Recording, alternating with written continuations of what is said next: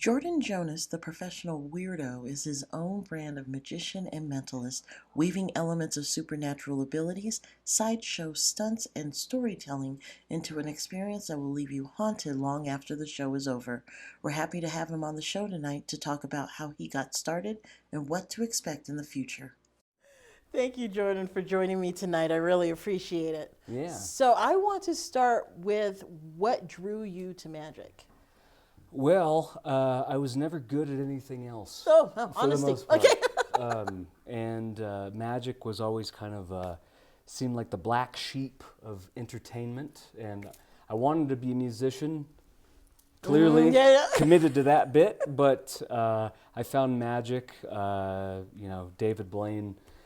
I saw his first street magic special, and that's what attracted me to doing it in the first place. And his character and demeanor and the reactions that he got from people, that's what really got me into it in the first place, and it just kind of stuck. Goodness, how old were you when you...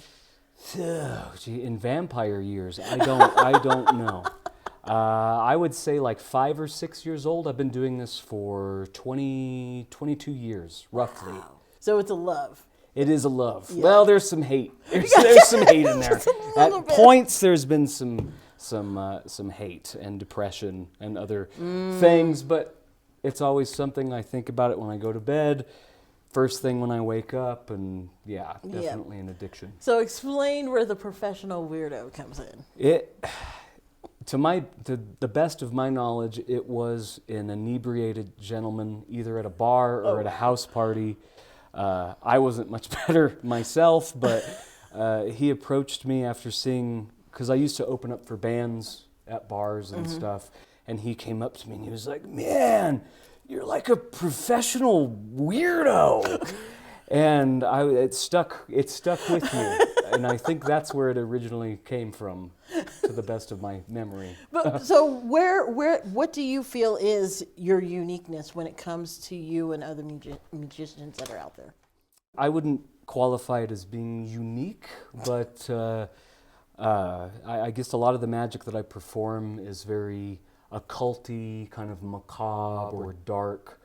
I'm not the first magician to have spooky vibes or a spooky persona, but I would say if I had to narrow it down, that's what would make it stand out a little bit. Well, you're ours in New Mexico. There's that too. So where can we see you perform next? I'm doing a tattoo convention in Ruidoso coming up in June. So I think it's the 15th through the 17th, that weekend, the Ruidoso Tattoo Expo. Very cool. And where can people learn more about you, your art, and where they can find you? It's going to be my website, jordan-jonas.com, social media, Jordan Jonas 13 on Instagram, Jordan Jonas 13 on Facebook.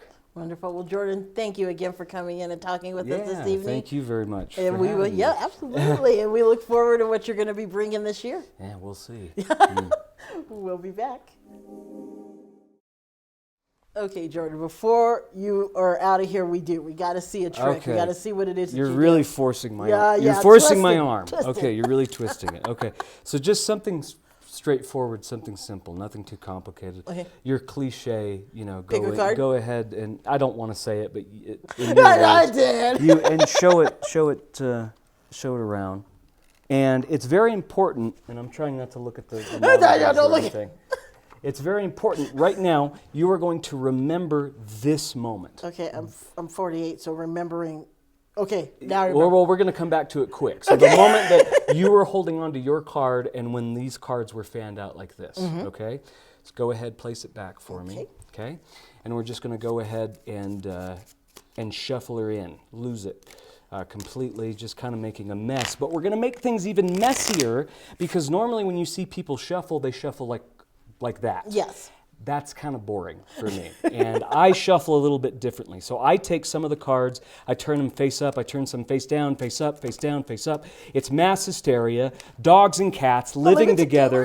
It's absolute, it's chaos, it's pandemonium. Okay? Got it. So it's one thing to say that they're all mixed up, but it's another thing to show you. So you can see we have some that are face down, some that are face up, face down, face up, face up. I'm sure that even somewhere in here we have some that are, they're face to face, okay?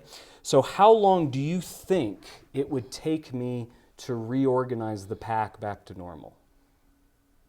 How long? Yeah, how long?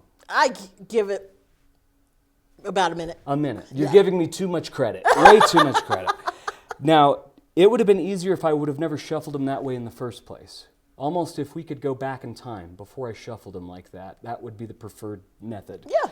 Did I get lucky? Was this 2 of spades that ended up on top, was that yours? That was not my card. Okay, well, it's fine.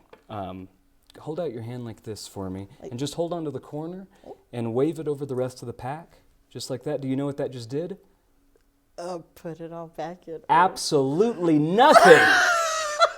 No, actually it did what you just said. Look, every single card in the deck goes back to normal. Every single one is now sorted out, is face down, and we're back to that moment that I asked you to remember when the cards were like this and when you were still holding on to your card, which was... the Queen of Diamonds. Flip it over. Oh, shit.